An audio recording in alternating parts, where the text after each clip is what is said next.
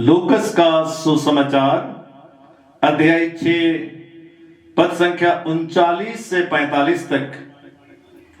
जो हृदय में भरा है वही तो मुख से बाहर आता है। यीशु ने उन्हें एक दृष्टांत सुनाया। क्या अंधा अंधे को रास्ता दिखा सकता है? क्या दोनों गड्ढे में नहीं गिर पड़ेंगे? शिष्य गुरु से बड़ा नहीं होता। पूरी शिक्षा प्राप्त करने के बाद वह अपने गुरु जैसा बन सकता है। जब उन्हें अपनी ही आंख की धरन का पता नहीं है तो तुम अपने भाई की आंख का तिनका क्यों देखते हो? जब तुम अपनी आंख की धरन नहीं देखते तो अपने भाई से कैसे कह सकते हो, भाई मैं तुम्हारी आंख से तिनका निकाल दूं? रे ढोंगी, पहले अपनी ही आंख की धरन निकाल लो, तभी तुम अपने भाई की आंख का तिनका निकालने के लिए अच्छी तरह से देख सकोगे। कोई भी पेड़ बुरा फल नहीं देता और ना कोई बुरा पेड़ अच्छा फल देता है। हर पेड़ अपने फल से पहचाना जाता है। लोग ना तो कटीली झाड़ियों से अंजीर तोड़ते हैं और ना ऊंट कटारों से अंगूर। अच्छा मनुष्य अपने हृदय के अच्छे भंडार से अच्छी चीजें निकालता है और जो बुरा है वह अपने बुरे भंडार से बुरी चीजें निकालता है, क्योंकि जो हृदय में भरा है वही तो मुख से निकलता है। पवित्र सुसमाचार। आज वर्ष का 8वां सामान्य रविवार। मेरे प्यारे माता पिताओं, भाइयों और बहनों, आज के इस पवित्र दिन में माता कलीसिया मानव जाति को और हम सभी विश्वासियों को ख्रिस्तीय जीवन के विश्वासी के जीवन पर चिंतन करने के लिए आमंत्रित करती है। उत्पत्ति ग्रंथ अध्याय 1 पद संख्या 27 हमें बतलाता है कि ईश्वर ने हमें अपना प्रतिरूप बनाया।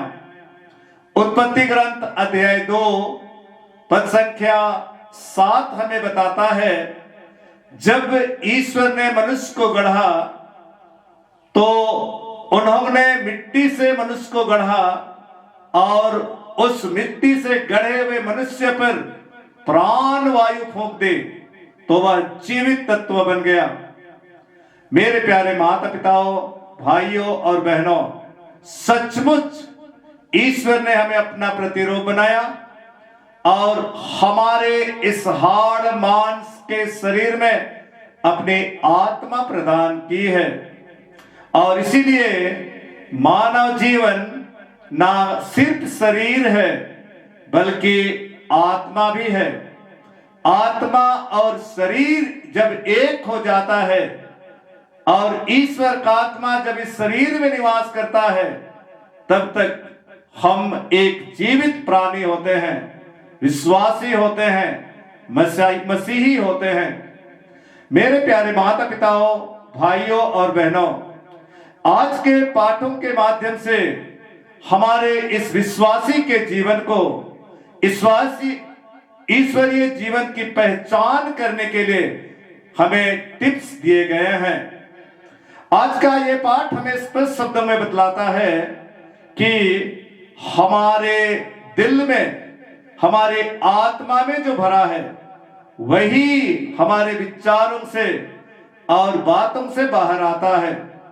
और इसीलिए सुसमाचार का अंतिम वाक्य हमें बतलाता है, जो हृदय में भरा है वही तो मुख से निकलता है।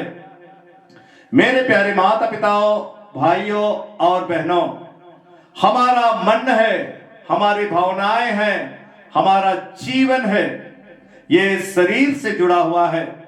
हमारी भावनाएं और हमारी मन की मनोदशा शरीर की चिंताओं से, शरीर से होने वाली चीजों से और घटनाओं से प्रभावित होते हैं और हमारे दिल आत्मा की प्रेरणा से संचालित होते हैं।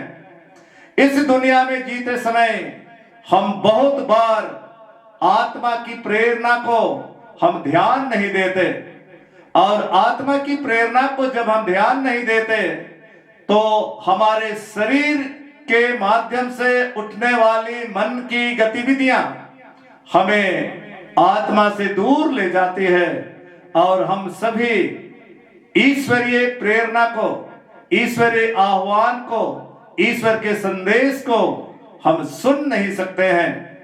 मेरे प्यारे माता पिताओं, भाइयों और बहनों, इसीलिए आज के सुसमाचार में हमें स्पष्ट शब्दों में बताया गया है कि जब हम अपनी आत्मा को शुद्ध करते, हमारे मन, दिल और हमारे विचार शुद्ध होते और ये शुद्ध होते हैं, तभी हम अपने जीवन के माध्यम से दूसरों को अच्छी प्रेरणाएं और मार्गदर्शन दे सकते हैं। मेरे प्यारे माता पिताओं, भाइयों और बहनों, आज का पहला पाठ हम प्रवक्ता ग्रंथ से सुनते हैं और इस पहले पाठ में हमें बतलाया गया है कि हमारे विश्वासीय जीवन की परीक्षा बार बार होती है। बहुत बार हम अच्छे समय से गुजरते हैं, बहुत बार कठिन समय से गुजरते हैं। अच्छे समय हम आनंदित रहते, वियोग में, दुख में, पीड़ा में हम बहुत बार विचलित हो जाते हैं और इसीलिए ये दुख, तकलीफ, पीड़ाएं और विपत्तियां हमारे लिए ईश्वर की ओर से परीक्षा का समय है। इस परीक्षा के समय में भी हमें स्थिर रहने की आवश्यकता है और जब हम स्थिर रहते, जब हमारे आत्मा में ईश्वर का वास होता, हमारे मन और दिल की दशा आत्मा के द्वारा संचालित होती है। मेरे प्यारे माता पिताओं, भाइयों और बहनों, आज का दूसरा पाठ जिससे हमने कुरिन्थियों के दूसरे पत्र से हमने सुना है और इस पाठ में हम सुनते हैं पाप और मृत्यु के बारे में। पाप का फल है मृत्यु और इसीलिए इस मृत्यु पर प्रभु यीशु ख्रिस्त ने विजय पाई है और हम सबों को उस विजय की विरासत ईश्वर ने हमें प्रदान की है। मेरे प्यारे माता पिताओं, भाइयों और बहनों, बाइबल में जब हम पढ़ेंगे तो पाएंगे अगर हम संसार से जुड़े हैं, संसार में आंखों का लोभ और हमारे धन का घमंड प्रकट होता है जिसमें ईश्वर का वास नहीं, हम वचन में पढ़ते हैं।